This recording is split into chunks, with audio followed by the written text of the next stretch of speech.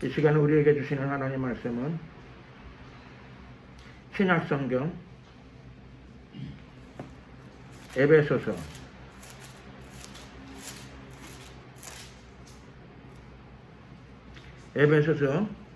1장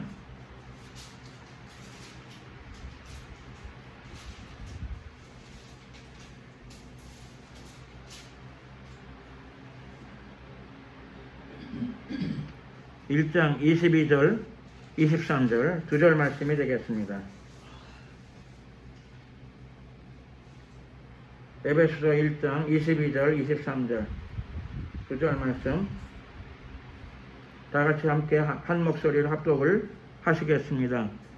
또 만물을 그 발 아래 복종하게 하시고 그를 만물 위에 교회의 머리로 두셨느니라. 교회는 그의 몸이니 만물 안에서 만물을 충만케 하시는 자의 충만이니라. 아멘.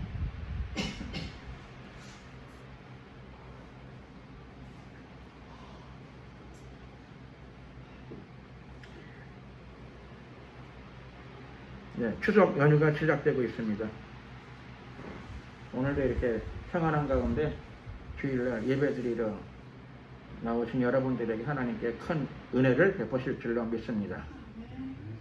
코로나19 기간이지만 우리의 믿음이 날마다 성장하고 있습니다. 또 강건해지고 있습니다.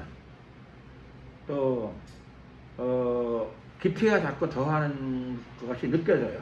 저는 깊이가 자꾸 더하는 것이 느껴집니다. 그래서 매우 기쁩니다.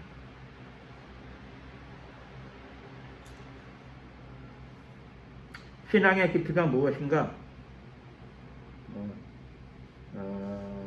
잘 설명드릴 수는 없지만 우리 안에 성령이 계시기 때문에 느껴집니다.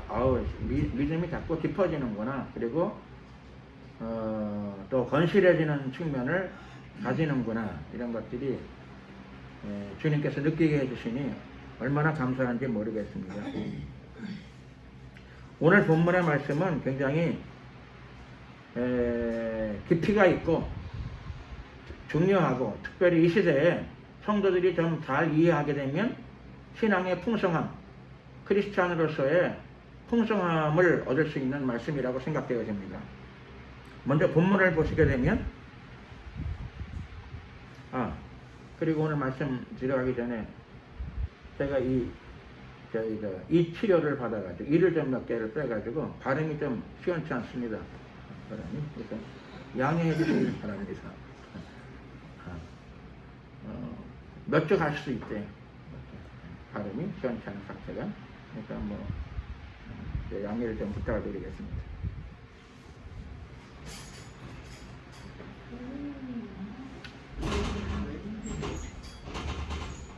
오늘은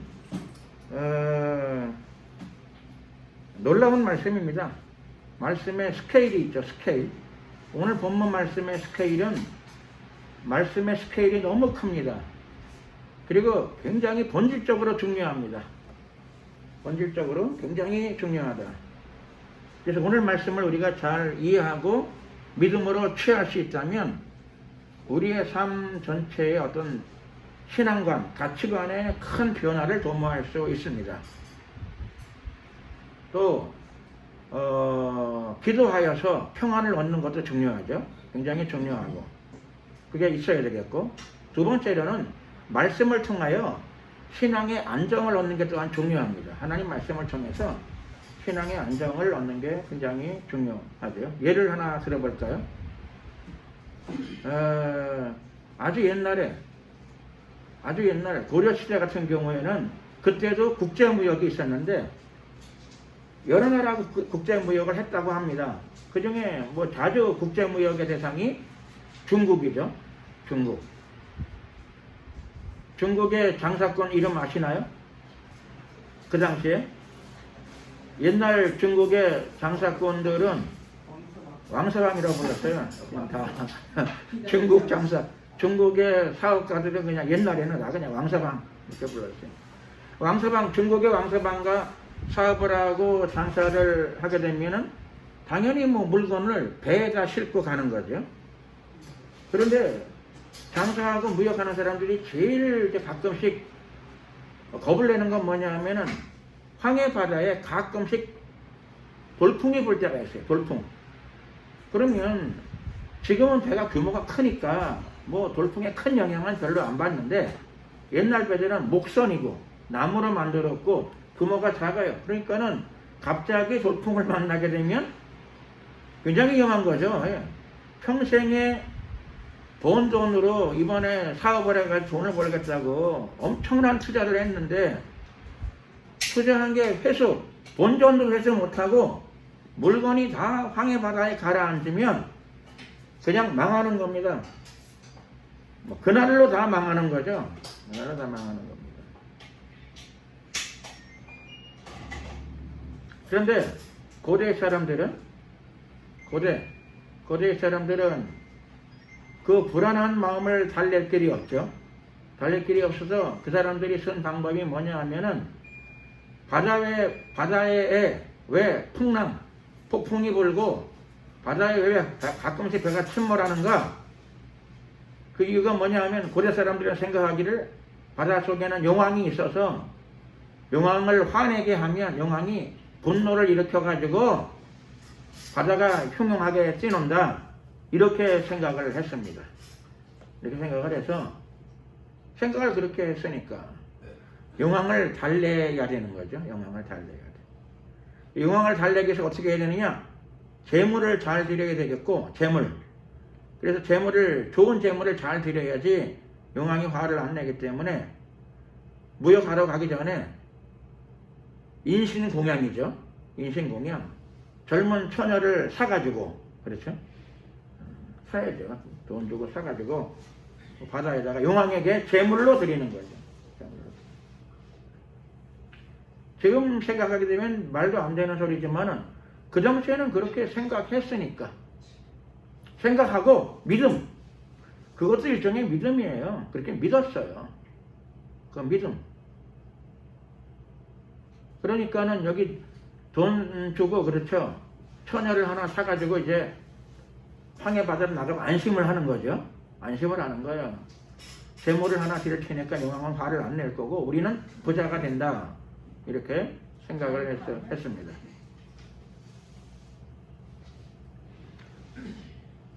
그래서 이게 고대 사람들의 마음이고 또 그들 마음속에 가지고 있는 불안감 그리고 그 불안감을 달랠 수 있는 그들 나름대로의 방식입니다. 그들 나름대로의 방식이었어요. 불안감은 그때만 있는 게 아니라 지금도 사실 뭐 별 차이가 없어요. 왜 별 차이가 없느냐? 불안감이 어떤 건 줄었어. 왜 그런 거니? 바닷속에 들어가 봤더니 잠수함을 타고 들어가 봤더니 잠수정을 타고 깊은 데까지 들어갔더니 용왕도 안 계시고 용왕의 나라도 없어요. 그러니까 용왕 때문에 두려워할 이유는 없어. 용왕 때문에 겁낼 이유는 없는데 그래서 용왕에 대한 불안감이 줄었으니까 한 가지가 줄은 건 사실인데 그런데 그 당시에는 정신병원이 없었어요. 근데 지금은 정신병원이 있는데도 불구하고 불안감을 느끼는 노이로제 환자가 줄었느냐? 여러분은 어떻게 생각하시나요? 줄었을까요? 더 늘었어요. 그러니까는 불안감을 느끼는 요인 하나는 줄었어. 그래서 감사하긴 해. 그러나 이상하게 요인이 조금 줄었는데 근데 실제로 불안감을 느끼는 사람, 걱정을 느끼는 사람들은 더 많아요. 그래서 어떤 의미에서는 신앙은 물론 신앙의 본질은 예수님을 믿는 거죠. 예수님을 믿는 것, 구원 얻는 것, 중생하는 것, 거듭나는 겁니다. 그게 신앙의 본질이에요. 그러나 신앙에서 또한 중요하게 여기는 대목 중에 하나가 뭐냐면 기독교 신앙의 중요한 부분 중에 하나는 자, 영적인 구원이 제일 중요한데 두 번째 문제도 잘 정리하기를 하나님 원하세요. 그게 뭔가 했더니 그게 불안감이에요. 불안감. 혹은 두려움이에요. 두려움. 성경에 두려워 말라 놀라지 말라 그 구절이 얼마나 많이 쓰여 있는지 저는 몇 군데 있는 줄 알았어요. 몇 군데. 몇 군데 있는 것 같더라고요. 안 그렇더라고요. 몇 군데가 아니라 100군데가 넘어. 그렇게 많이 적어놓으셨어요. 두려워 말라. 나는 너의 하나님이 됨이니라. 두려워 말라. 놀라지 말라. 내가 너와 함께 함이니라. 두려워 말라. 내가 세상 끝날까지 너희와 항상 함께 있으리라. 두려워 말라가 왜 이렇게 많은지. 하나님이 왜 그렇게 똑같은 말을 계속 많이 반복을 하셨을까요? 하나님은 그렇죠? 우리처럼 잔소리가 많으신 분이신가 보다. 그게 아니죠. 그게 아니고 하나님 왜 똑같은 말을 그렇게 많이 반복하시는가 하면 우리는 듣기 싫을런지 모르지만 하나님의 눈으로 보실 적에 사람들이 심지어는 예수를 믿는 사람들조차도 마음속에 두려움이 많아. 불안이 많아. 불안이 많아요. 그래서 하나님께서 그것을 자꾸 명령하시는 거죠. 두려워 말라. 두려워 말라. 명령이기도 하고 보장도 해주세요. 보장. 내가 너와 함께 하리라. 내가 너를 도와주리라. 하나님보다 강한 자가 있나요? 하나님보다 강한 자가 없어. 가장 강하신 분이야. 그분이 도와주신다는데도 불안해. 자꾸. 그럼 뭐가 되는 거죠? 그때는 그 불안한 사람은 불안한 사람에 그치질 않고 불순종하는 사람이 돼요. 불순종하는 사람. 하나님이 도와주실라 그래도 그렇죠. 도와주실라 그래도 자기가 스스로 불안을 선택해. 자기가 불안을 받아들여. 예수 믿는 사람들 안에는 마귀가 안 들어오는 게 정상이야. 자연스러운 거야. 근데 사람이 자꾸 근심하고 걱정하고 염려하고 불안을 선택하면 물론 예수 믿으니까 성령이 내조하시는데 실제로 현실적으로는 자기가 불안을 선택을 해요. 선택. 하나님 도와주시러 갈라 그래도 그렇죠? 다른 사람하고 짝짝꿍이래가 있는 거예요. 다른 걸 선택을 한 거야. 그런 의미에서 사람은 자기의 운명, 자기의 인생은 자기가 결정하는 거예요. 그런 의미에서 자기가 결정하는 거예요. 자기가 뿌린 걸 자기가 거두는 거예요. 그러니까 그런 의미에서 인생은 참 쉬운 거예요. 내가 결정하는 거예요. 내가 결정하는 거. 하나님이 결정하시는 게 아니라 어쩌면 내가 결정하는 거예요. 내가 회개하면 천국이 임하는 거고 하나님이 두려워하지 말라 그랬는데 하나님이 두려워하지 말라 그런다 그래가지고 사람들이 말을 다 들을까요? 듣는 사람도 있어. 아멘하고 믿음의 사람이 있어. 믿음으로 결단하는 사람이 있고 하나님이 명령하셔도 안 듣는 사람이 있어요. 아무리 말해도 안 듣는 사람이 있어요. 왜 안 들을까요? 왜 안 듣는 거 하면 똑똑해서 그래요. 똑똑해가지고. 내일 교통사고가 나면 어떡합니까? 내일 가족들 만나러 가가지고 코로나 걸리면 어떡합니까? 내일 고속도로 다니다가 사고 나면 어떡합니까? 어려움이 생기면 나만 손해지 뭐. 불안감이 들어와 있어요. 마음으로. 불안감. 주님을 의지하고 신뢰하면 신뢰하는 게 없어요. 입으로는 해. 어떤 사람들이 놀리는 말로 하는 게 있죠. 천국 갈 때 입만 갈 사람이 많대.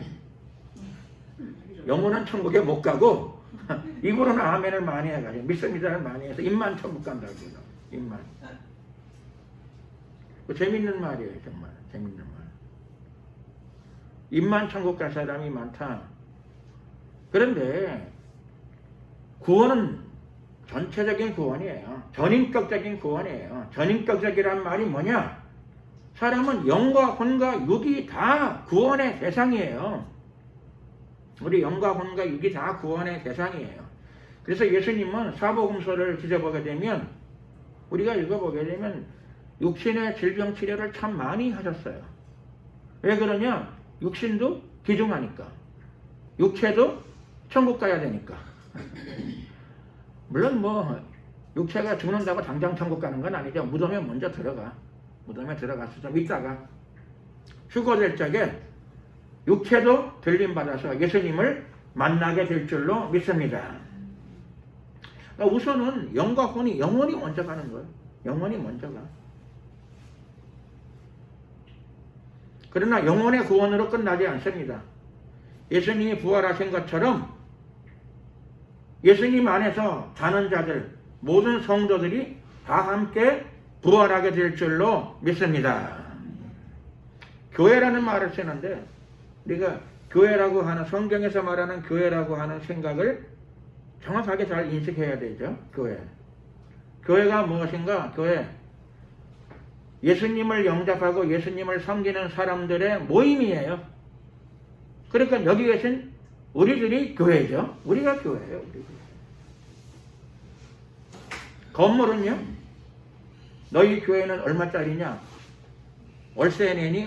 교회 월세가 얼마야?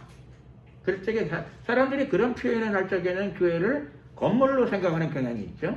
건물. 교회당을 교회라고 부를 때가 많아. 교회당을. 아우, 그 교회는 크다. 그 교회는 부자 교회야. 그런 말도 하고 그래요. 그럴 적에는 되게 사람들의 머릿속에서 교회가 건물을 가르칠 때가 많이 있어요. 그러나 그건 사람들이 생각하는 거고, 성경에서 말하는 교회가 무엇이냐? 하나님이 말씀하시는 교회가 무엇이냐? 세상에 있는 사람들을 하나님이 불러내셨답니다. 불러냈대요. 세상에 떠내려가는 사람들, 세상의 물결에 홍수가 나면 물결이 일어나가지고 떠내려가잖아요. 홍수 나면. 세상에 홍수에 떠내려가는 사람들 중에서 몇 사람을 불러냈대요. 이렇게 몇 사람들을. 하나님은 원래 몇 사람이 아니라 다 불러내고 싶으셔. 하나님은 모든 사람이 구원을 받으며 진리를 알기를 원하시느니라. 모든 사람을 불러내고 싶은데 불러도 들어야지요. 뭐 말을 들어야지. 뭐 오라 그래도 말을 잘 안 들어. 어떤 사람에게는 재앙이나 고난이나 질병을 붙여가지고 불러내요. 왜냐하면 아프면 주의하는 사람이 있어. 아프면 전도를 안 해도 찾아오는 사람도 있어요. 정말이더라고요. 자기 발로 찾아오는 사람도 있고 그래요. 물론 아파도 자기 발로 끝까지 안 오는 사람도 있긴 있어요. 근데 되게 아프면 마음이 부드러워져요. 아프면 마음이 온유해지고 아프면 마음이 겸손해져. 그러니까 안 아플려면 어떻게 하면 될까요? 아프기 전에 온유하고 겸손하면 아플 일이 없어요. 온유함과 겸손함으로 성령님과 동행하시는 여러분들 되시기를 예수 그리스도의 이름으로 축원합니다. 제가 아픈 사람 찾아가면 깜짝 놀랄 때가 많아요. 이 사람이 그런 사람이 아니었는데 자존심이 강하고 자아가 강하고 자기 소신이 아주 강한 사람인데 그 사람한테 가서 무슨 복음을 전해? 그 가족들이 가서 복음 전하라고 그러는데 자기들도 못하는데 본 적도 없는 내가 가가지고 대간다 막. 근데 갔더니 마음이 녹아있어. 왜 녹아있어요? 아프니까. 낑낑낑 아프니까. 그래서 아픈 건 슬픈 일이죠. 아픈 건 좋은 일이 아니야. 그러나 질병이나 재앙 때문에 사람들의 강팍함, 굳어있는 마음, 완악함 이런 것들이 녹아지게 되더라고요. 녹아져요. 다윗이 이야기하죠. 고난이 내게 유익이라. 이로 인하여 내가 주의 율례를 배우게 되었나이다. 다윗은 영리한 사람이에요. 총명한 사람. 다윗도 자기의 총명함 가지고는 하나님 말씀이 들어오진 않았어요. 읽고 그냥 이해는 그런가 보다. 그러네. 괜찮은 말씀 같아. 이 말씀은 요즘 시대에 잘 안 맞는 것 같은데 하나님 말씀이니까 뭐 할 수 없지 뭐 이렇게 이해는 돼. 이해. 머릿속에서 이해는 돼. 근데 다윗이 아프니까 고난이 오니까 재앙이 오니까 알았어요. 고난이 내게 유익이라. 이로 인하여 내가 주의 율례를 배우게 되었나이다. 사실은 그전에도 알았어. 근데 그게 알기는 아는데 들어오질 않았어. 자기 마음속에. 근데 재앙이 들어오니까, 큰 재앙이 들어오니까 하나님 말씀이 깨달아지고, 아, 이렇게 살아야 되겠다. 이 마음이 들기 시작하는 거예요. 이런 마음이 들기 시작했습니다. 오늘 본문은 교회를 이야기합니다. 교회가 무엇인가? 교회는 그의 몸이니, 교회는 예수 그리스도의 몸이에요. 여러분들이 예수 그리스도의 몸입니다. 우리 모두가 다 예수 그리스도의 몸이에요. 몸이니까 우리는 각 지체들이죠. 오른손, 왼손, 눈, 무릎, 다리, 허리, 머리칼, 심장, 창자, 우리가 다 예수님의 몸이에요. 한 부분씩이에요. 한 부분씩. 우리가 다 예수 그리스도의 몸이에요. 사람은 자기 몸을 사랑하죠. 자기 몸을 되게 사랑해요. 사람은 누구나 다 자기 몸을 많이 아끼고 자기 몸을 사랑하고 자기 몸을 매일 다듬고 이러고 살아요.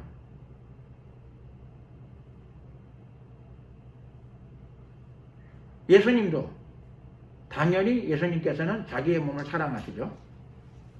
예수님의 몸이 무엇인가? 예수님의 몸이 바로 여러분들입니다. 저와 여러분들이 예수 그리스도의 몸이에요. 예수 그리스도의 몸이 무엇인가? 성경에 오늘 본문 말씀 보면 교회는 그의 몸이니, 교회가 그의 몸이에요. 교회가 예수님의 몸이에요. 예수님의 사랑이 어디로 들어올까요? 교회로 들어와요. 예수님의 사랑이 교회로 흘러들어요. 믿으시기를 예수 그리스도의 이름으로 축원합니다.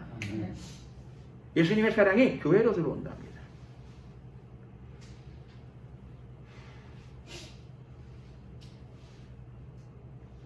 예수님의 은혜가 교회를 통하여 흐르고요.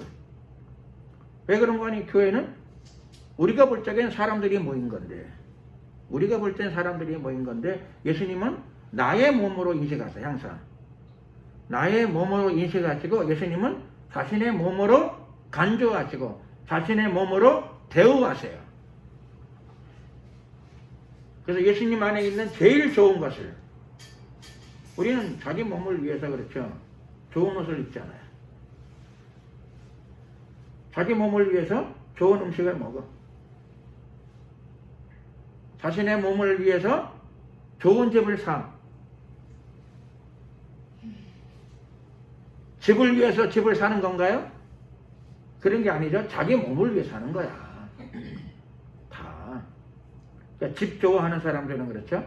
자기 몸을 꽤 아끼는 사람들이에요. 좋은 방에 누우시려고 그러고, 그렇죠. 좋은 시설에 자기 몸을 거기다가, 그렇죠, 쉬게 하려고 그러고. 사람이 다 갖고 있는 생각이에요. 자기 몸을 사랑하기 때문에 집도 좋은 집, 옷도 좋은 거, 음식도. 전에 어떤 분 보니까 수입이 적은 분인데 참 먹는 거는 먹는 건 초라하게 먹는데 왜 초라하게 먹는가 그랬더니 고기는 안 먹어. 왜냐하면 건강 관리를 위해. 좋은 것도 잘 안 먹어. 어디 이상한 음식을 같이 다니면서 먹어. 뭐 왜 좋은 거 맛은 없는데 왜 그런 걸 먹냐 그랬더니 그런 거 하면 커피도 타줘도 안 먹어. 부자가 커피를 안 먹으면 이해가 가죠, 그렇죠? 그게 부자가 아닌데 자기를 관리를 하는 거예요. 근데 그 관리를 처음에는 몇 번 하다 말겠지 생각했는데 아니더라. 꾸준히 하더라고요. 그걸 생각하면서 그렇죠. 야, 사람은 자기를 많이 아끼고 자기를 많이 관리하고 사람은 참 자기를 많이 사랑하는구나, 그런 생각을 하게 되더라고요. 예수님도 자기 몸을 사랑하십니다. 얼마큼 사랑할까요? 가장 사랑하시죠. 자기 몸을 제일 사랑하세요. 예수님께서. 예수님이 교회를 사랑하세요. 대한민국에 국가 경제 성장이 제일 빨랐던 때가 언제냐? 어느 대통령 때였을까요? 대답하지 마세요. 대답하게 되면 정치력이라 그럴까봐. 제가 그 대통령 이름을 들려고 하는 게 아니고 사실은 왜 그때 그렇게 빨랐는가 라고 하는 건데 어떤 사람은 그러겠죠. 아, 그 대통령이 훌륭해서. 물론 그 대통령이 훌륭한 점도 있고 또 뭐 그렇지 않은 점도 있고 그렇습니다. 근데 이런 거예요. 여러분 우리가 이런 걸 알아야 돼요. 그때가 대한민국의 교회들이 전 세계에서 가장 빠른 성장을 보일 때였어요. 2000년 기독교 역사상 그렇게 빠른 성장이 없는 성장을 교회가 먼저 했어요. 한국에서. 지금 사람들이 대형교회라고 부르는 교회, 지금 사람들이 대형교회라고 부르는 교회가 언제 만들어졌는가? 그때 만들어졌어요. 다. 요즘엔 대형교회가 출연을 잘 못해. 그러니까 하려면 그때 목회를 했으면 좋았을 걸, 그렇죠? 그때 목회를 했으면 참 좋았을 거예요. 물론 뭐 시대 하나님이 섭리 가운데 된 일이죠, 그렇죠? 그래도 그걸 보게 되면 좀 감탄스럽고 감동스럽기도 해요, 그렇죠? 천막교회로 시작해가지고 막 수십만 명 되는 교회가 만들어지고 한국에 10만 명 넘는 교회도 여러 개가 있고 10,000명 넘는 교회는 굉장히 많아요. 대부분 다 그런 교회들은 그때 만들어진 교회들이에요. 그때 성장을 했어요.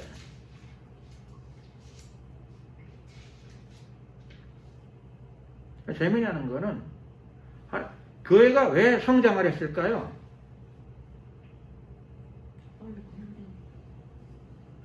학자들은 대답을 잘 못해도 괜찮아. 내가 이해해. 학자들은. 근데 여러분들은 하셔야 돼. 너무 고통스럽고 먹고 살기 힘드니까. 성도들이 기도하고 예배드리고 전심으로 주님을 찾았더니 맞아요. 전심으로. 다만 전심으로 안 찾으니까 그렇죠. 내가 알기로는 그렇죠. 대한민국의 제일 큰 교회 목사님도 왜 예수님을 사랑했느냐? 왜 사랑했을까요? 아파가지고 고등학교 때부터 아파가지고 피를 수 없고 자꾸 눕고 그러니까 그렇죠. 고난이 왔어. 고난. 6.25 전쟁 직후에 못 먹은 데다가 그렇죠. 위생도 안 좋은 데다가 그런데 살다 보니까 그렇죠. 제대로 못 먹고 전쟁통에 가난한 데다가 고생스럽게 살고 그러다가 자연스럽게 그런 사람들은 또 업신에 덮치되 병이 또 자라 또.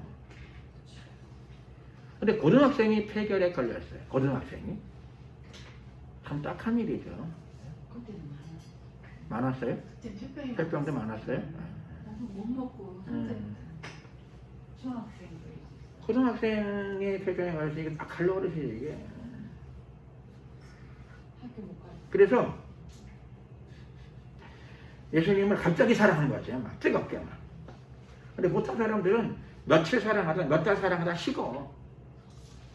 근데 요즘 사람들 어떤 분들은 그 대형교회 목사님을 비난하는데 내가 알기로 그분 그래도 몇십 년을 사랑하셨어요. 몇십 년은. 아플 때 사랑하고 통증이 사라지면 사랑도 식어져요. 이렇게. 예수님이 별로 필요가 없는지 식어져. 점잖해져. 아플 땐 막 갈망이 있나 봐요. 갈망. 어려울 때는 갈망이 있어요. 갈망. 그래도 그 목사님은 그렇죠. 몸이 낫는데도 불구하고 그때 사랑했던 예수님을 그렇게 사랑하려고 그래도 많이 노력을 하셨어요. 그러니까 뭐 비난할 거 없어요. 여러분은 그만큼 사랑할 수 있겠는가?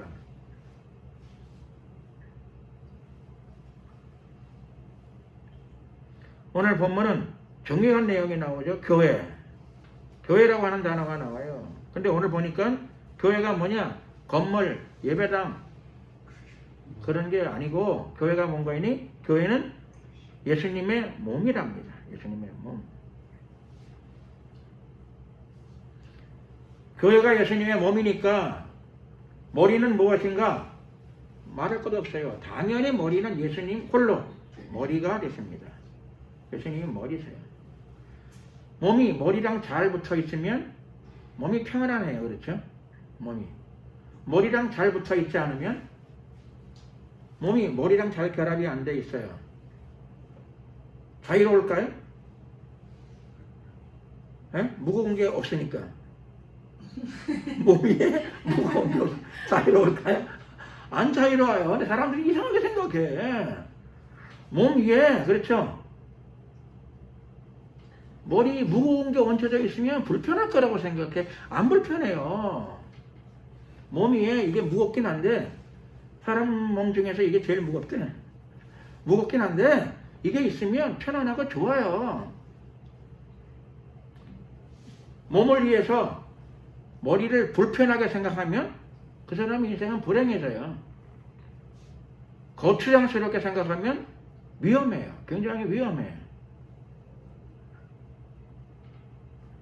머리를 귀하게 여기고 대우를 해야 돼요. 머리를 귀하게 여기고 대우해야 돼요. 손이 아프면 손이 치료해요? 머리가 판단하고 생각하고 그렇죠? 머리가 안에서 머릿속에 있는 그렇죠? 눈, 두뇌 이런 것들이 다 작동을 해가지고 약을 발라야 되겠다. 그리고 어떤 건 그렇죠? 병원에 가도 금방 안 나니까 이런 거는 기도를 열심히 드려서 하나님께 직접 치료를 받아야 돼. 무엇인가 생각을 하게 돼요. 생각을. 감사해야 돼요. 머리를 귀하게 여기고 사랑하고 감사해야 합니다. 그래서 교회와 교회의 머리, 이 부분을 오늘 성경이 우리들에게 가르쳐 주고 있습니다. 예수님이 교회의 머리가 되십니다. 그래서 몸은 어디에 있어야 되는 거죠? 몸은 머리 밑에 있어야 돼. 인권을 존중히 여기고 하는 건 좋은데 그렇죠. 인권을 너무 존중히 여겨가지고 그렇죠. 몸이 머리 위치로 가게 되게 되면은 행복하느냐? 행복하지 않아요. 몸은 항상 머리 밑에 있어야 돼요. 그래야 몸이 평안하고 행복해요. 남이 훌륭하다 치켜 세울 때 그렇죠. 몸이 머리 위치로까지 좀 올라가게 되게 되면 그렇죠. 큰 문제가 옵니다. 큰 문제. 불구자가 돼요. 몸은 그렇죠. 100년이 되고 1000년이 되고 10,000년이 돼도 머리 밑에 있어야 돼요. 그래야 행복해요. 행복해요.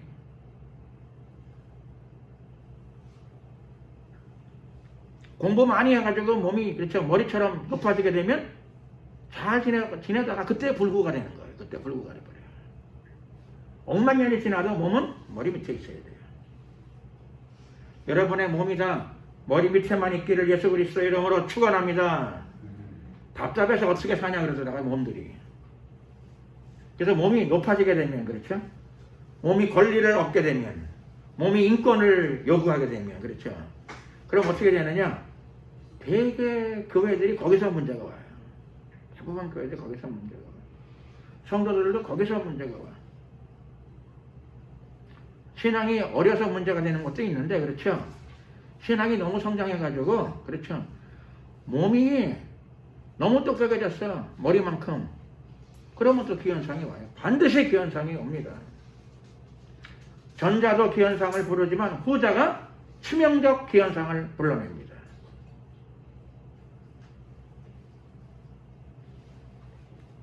행복하게 살려면 몸이 좀 너무 높아진 것 같다. 그러면 몸을 낮춰야 될 줄로 믿습니다. 몸은 영원히 머리 밑에 있으면 돼요. 그게 행복의 자리예요. 행복의 자리. 갈비뼈는 어디에 있어야 되죠? 갈비뼈가 머리만큼 있으면 안 될까요?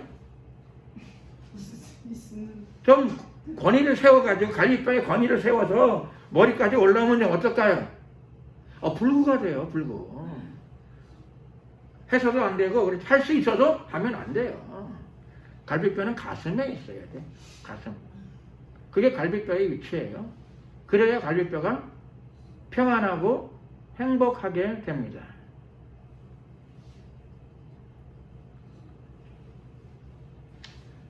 교회가 높아지는 교회들이 있어요. 자기도 모르게 몸인데 머리 정도까지도 그렇죠. 얼굴 정도까지, 광대뼈 정도까지 올라오는 교회가 몸인데 올라오는 수가 있어. 그러면 큰 문제가 오는 거죠. 큰 문제. 작은 교회도 그렇게 되면 문제고 큰 교회도 마찬가지죠. 작으나 크나 뭐 큰 교회만 비난하는 사람이 있는데 똑같아요. 작은 교회나 큰 교회나 몸이 머리만큼 돼. 그래서 평등해. 평등 정책. 몸이 머리만큼 높아졌어. 평등하게. 그러면은 평등한 사회일까요? 기형 사회일까요? 기형 사회야, 기형. 평등이 아니고 그 망가진 사회예요. 불구의 사회. 몸은 영원히 머리 밑에 있으면 평안합니다. 그리고 거기서 평안을 누려야 돼요. 다른 충동을 받아들이면 안 돼요. 왜 머리만 높은 데 있냐? 몸도 좀 높아지자 같이 평등 정책을 시행하자. 그게 불행을 초래하고 맙니다. 완전히 불행을 초래하고 맙니다.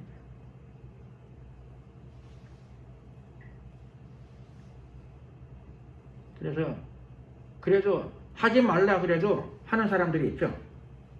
하지 말라 그래도 하는 사람이 있어.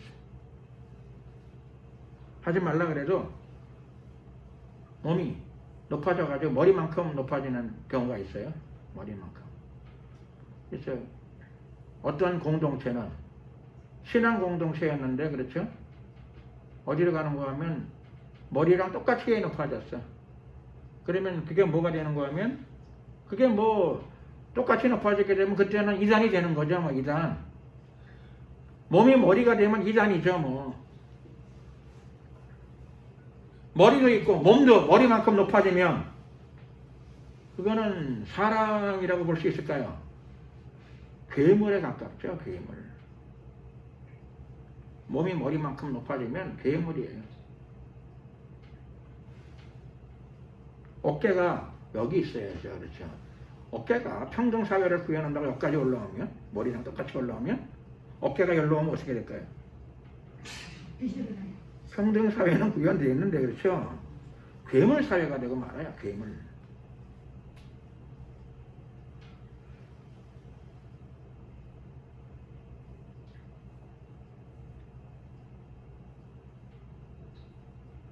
자, 몸과 머리가 정상적인 위치를 잡고 정상적인 기능을 감당하게 되면 그때 교회 안에 어떤 일이 벌어지는가 하면 교회 안에 중요한 일이 발생합니다. 그때 교회 안에 뭐가 발생하는가 하면 한번 따라하겠습니다. 충만이 오게 됩니다. 충만. 무엇으로 충만할까요? 물론 성령의 충만함도 오고 당연히 첫 번째로 은혜와 진리로 충만해져요. 은혜와 진리에 충만함이 와요. 교회 안에 은혜와 진리에 충만함이 오게 되면 충만하게 되면 그때는 터져요. 터지면 넘쳐나게 되죠. 넘쳐나게 돼요. 그래서 교회가 교회 안의 빛과 소금이 아니라 너희는 세상의 빛이요 소금이라. 교회를 통하여 그리스도의 빛과 소금이 세상으로 흘러갑니다. 세상으로 흘러가요. 그래서 1970년대, 80년대 그 일 때문에 대한민국 경제가 고도 성장을 이루기 시작합니다. 고도 성장으로 가는 겁니다. 고도 성장. 전 세계 최고의, 전 세계 나라가 몇 개 나라인지 모르겠어요. 200 몇 개 나라. 근데 그 중에 한국이 1등이었어요. 성장률이. 기가 막힌 일이죠. 기가 막힌 일. 그 이유가 뭔가? 이런 이유 때문에 저런 이유 때문에 많이 들지만 오늘 하나님 말씀을 통해 보게 되면 만물의 충만함이 온 겁니다. 만물의 충만. 뭐 만물까지는 아니지만 대한민국의 경제적 현실에 충만함이 온 겁니다. 대한민국 경제적 현실에 충만함이 온 거예요. 터져나간 거예요. 터져나간 거예요.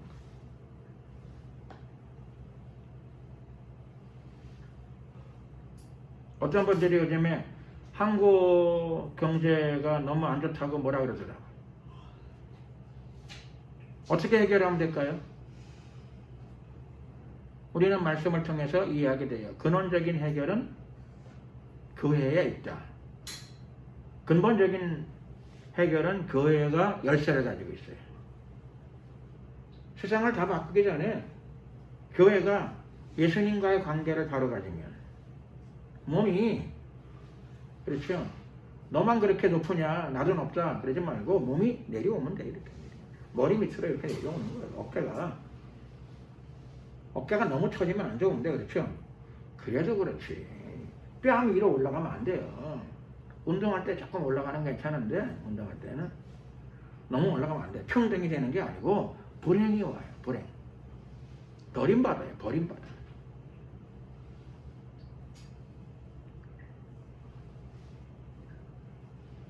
몸이 얼굴 밑으로 내려와야 됩니다. 겸손의 자리로 내려와야 됩니다. 몸이 자꾸 생각을 하고 판단을 하고 계획을 하면 안 돼요. 몸도 스스로 움직이는 거 아세요? 머리가 시키지 않는데 스스로 움직여. 아 뜨거워할 때, 그렇죠? 머리가, 그렇죠, 뜨거우니까 움직여라 지시를 내리면 많이 튀어. 그래서 반사운동이라는 게 있대요. 두뇌에서 충분히 활동하기 전에, 그렇죠, 급할 때는, 그렇죠, 아 뜨거워하면서, 그렇죠, 뭐 딴 일하고 있는데, 그렇죠, 내 손이 아 뜨거워하면서 움직여. 그렇죠? 반사운동. 그 정도 외에는, 그렇죠, 그 정도 외에는 반사운동 혹은 자율신경. 잠잘 때도 숨을 쉬어야죠. 그렇죠? 머리에 지시만 기다릴 수는 없어. 잠잘 때도 숨을 쉬어야 돼.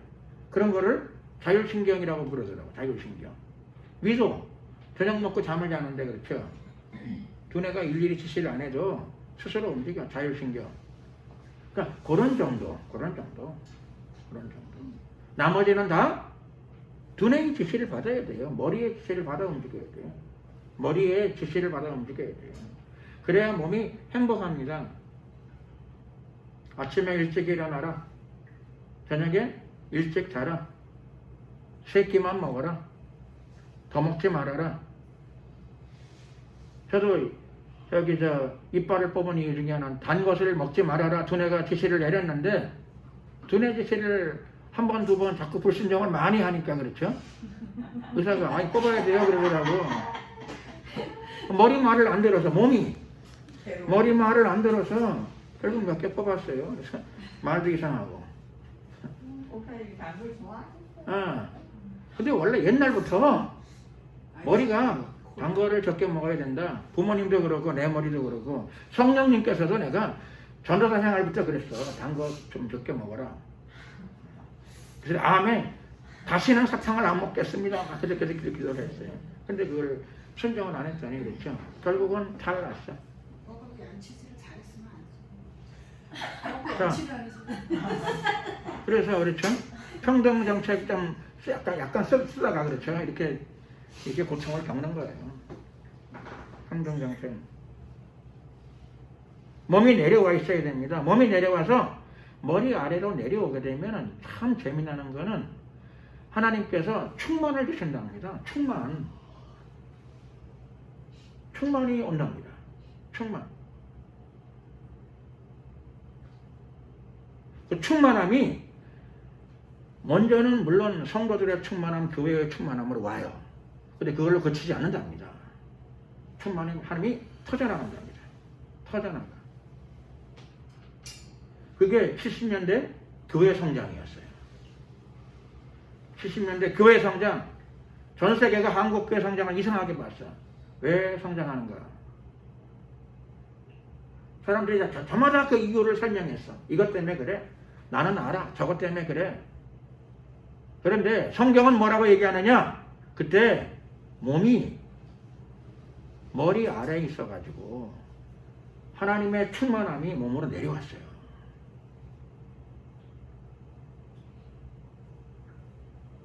그리고 그 충만함이 어디로 갔느냐? 터져나갔어요. 어디로요? 만물로 터져나갔어요. 만물은 1만 만자를 쓰니까 만물까지는 그렇고 아무튼 한국 경제 성장으로 터져나갔습니다. 그러니까 우리는 그렇죠. 역사를 아니까, 과거를 아니까, 뿐만 아니라 가장 중요한 하나님 말씀을 알아. 그러니까 대한민국의 경제 회복이 어떻게 와야 되는가 하는 것에 대하여 그리스도인들은 다 이제 이해하게 된 줄로 믿습니다. 국가적인 것뿐만 아니라 그렇죠. 개인적인 삶도 그래요. 문제가 많다, 어려움이 많다, 재앙이 많다, 큰일 났다. 그런데 하나님은 만물을 다 회복시켜 주시기를 원하십니다. 그게 하나님 뜻이에요. 만물을, 모든 것을 다 회복시켜 주시기를 원하세요.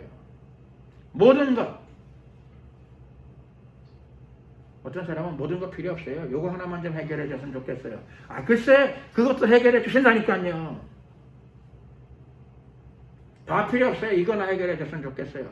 글쎄 그걸 해결해 주신다니까요. 어떻게 해결돼요? 하나님의 충만함이 그렇죠? 몸으로 내려와요. 몸으로 내려와요. 충만함이 몸으로 내려와요. 언제요? 몸이 머리 아래에 있으면, 자기 위치에 정확하게 들어가 있으면 충만함이 내려오게 돼 있어요. 몸이 뭐 예쁘게 꾸며서 그런 게 아니에요. 사람은 예쁜 몸을 사랑할까요? 아니면 자기 몸을 사랑할까요? 잘 아시네요. 이게 진리예요, 진리. 사람은 예쁜 몸을 사랑하지 않아요. 자기 몸을 사랑해요.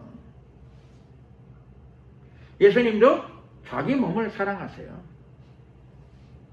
그래서 교회를 사랑하시고 하늘의 충만함이 교회에 부어집니다. 정확한 위치를 잡고 있으면 하늘의 충만함이 내려오게 됩니다.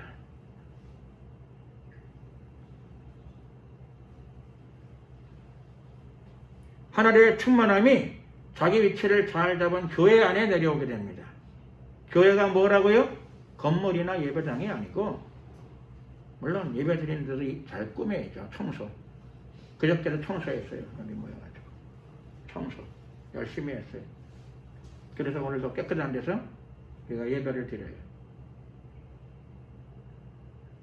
교회당 벽을 하얀 걸로 칠한 것을 저는 두고두고 감사하게 생각해요. 하얘니까 기분이 좋아요. 하얀 벽을 만들었더니.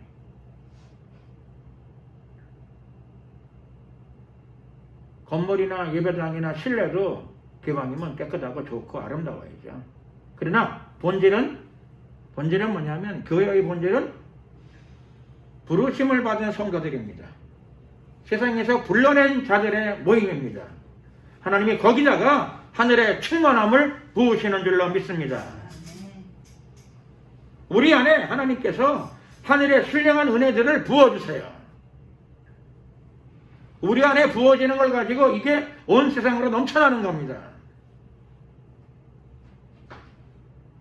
여기에 부어지지 않으면, 교회 안에 부어지지 않으면 세상엔 희망이 없어요. 다만 세상은 모르지. 하늘의 축복이 교회를 통해 온다는 것을 세상 사람들은 잘 모르지요. 알면은 그런 욕을 하겠어요. 무슨 독교. 알면 그런 욕을 하겠어요. 모르니까 그런 욕을 하고. 필요 없다 그러죠. 마르크스는 종교는 아편이라는 소리까지 했어요. 물론 교회도 개선하고 개혁하고 회개하고 그래야 될 부분이 있지요. 그러나 우선 교회 자체가 예수 그리스도의 몸입니다. 교회가 돌이키고 자기 위치를 잘 잡고 머리 아래 들어가서 잘 붙어 있으면, 마치 가지가 포도나무에 붙어 있는 것처럼 잘 붙어 있기만 하면, 가지는 노력해서 열매를 맺을까요? 아니에요. 잘 붙어 있으면 요한복음 15장 말씀 보면 절로 가시를 맺나니, 절로 맺는답니다. 그러니까 너무 과로하게 사시는 분들은 조금 돌이켜 생각해야 돼요. 하나님은 우리 인생이, 여러분의 인생이 혹사당하는 인생이 되기를 원하지는 않으세요. 하나님은 하늘의 신령한 열매들이 우리 삶 가운데 절로 맺히게 해주십니다. 절로. 여러분 산에 가보세요. 가수원에 가보세요. 나무들이 막 악을 쓰고 용을 쓰고 막 그러나요? 밤잠 안 자고 길을 쓰고 열매를 맺나요? 안 그래요. 봄, 여름, 가을, 겨울을 그렇죠. 누리면서 절로 가시를 맺어요. 절로. 그러니까 노력하는 건 좋은데 그렇죠. 과다하게 막 뭐 애걸복걸을 하고 용을 쓰고 막 길을 쓰고 악을 쓰고 너무 그런 건 조금 자제하는 게 좋아요. 그 신앙에 좀 문제가 있어요. 신앙에 좀 문제가 있죠. 너무 그러면 보기도 불편해. 하나님이 얼마나 안 도와주시길래 그러죠. 저렇게 애를 쓰나. 불신자들이 잘못하면 욕을 할 수도 있어요. 제일 중요한 건 길을 쓰고 악을 쓰고 용을 쓰는 게 아니고 그리스도인들에게 제일 중요한 것은 우리는 가지예요. 가지. 열매는 줄기에서 맺히지 않아요. 가지에서 맺혀요. 하늘의 열매가 신령한 열매들이 여러분들을 통해 맺혀지게 돼요.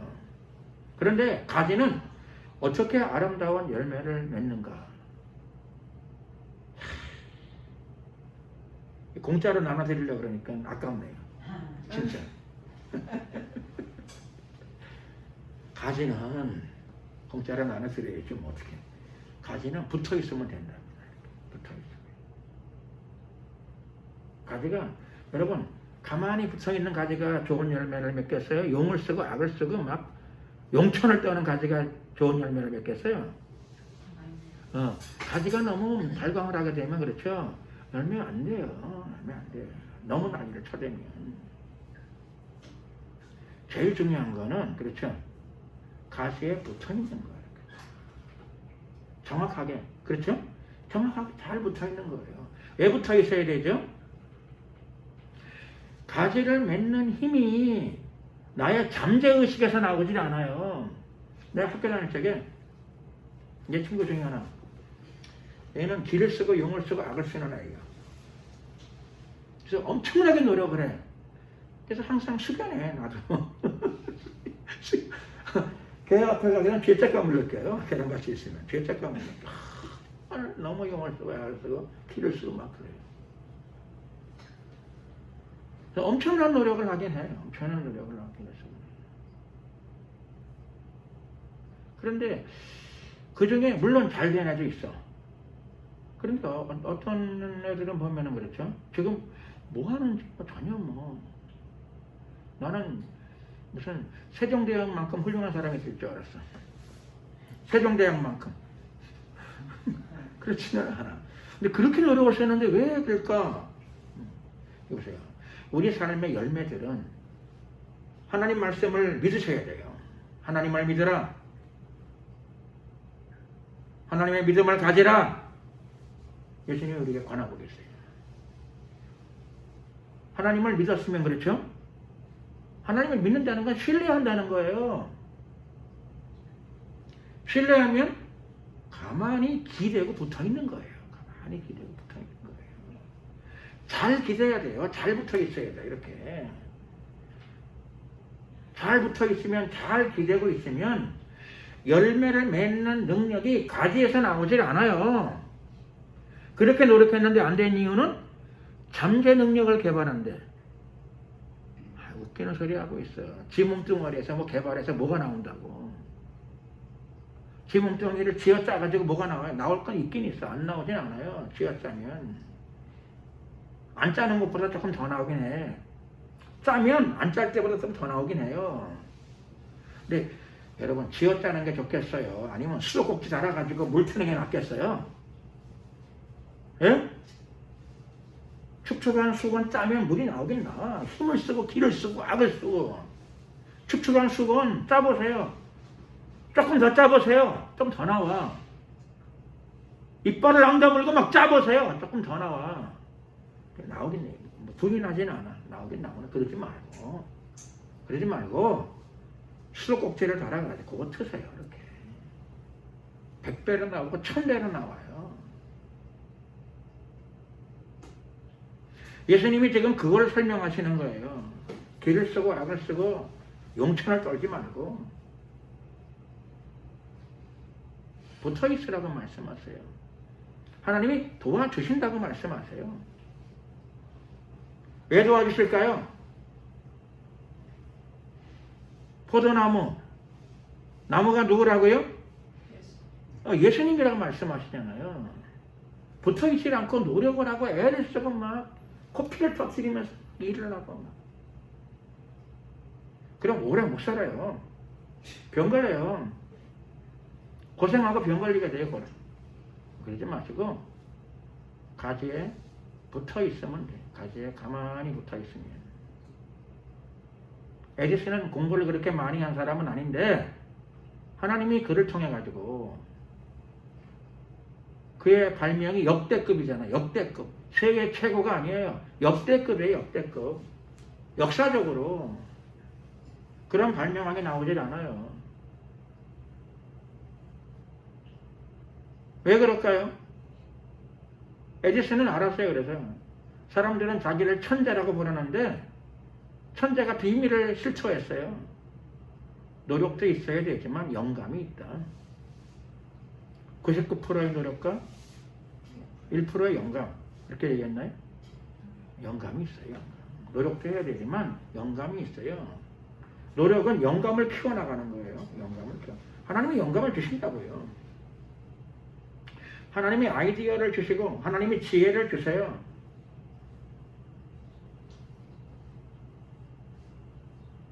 영감이 없으면 100% 노력해도 잘 안 돼요.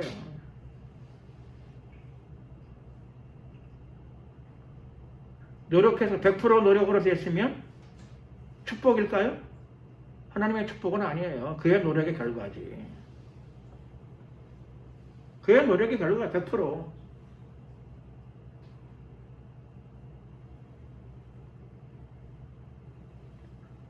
하나님은 저와 여러분들의 도움이 되십니다.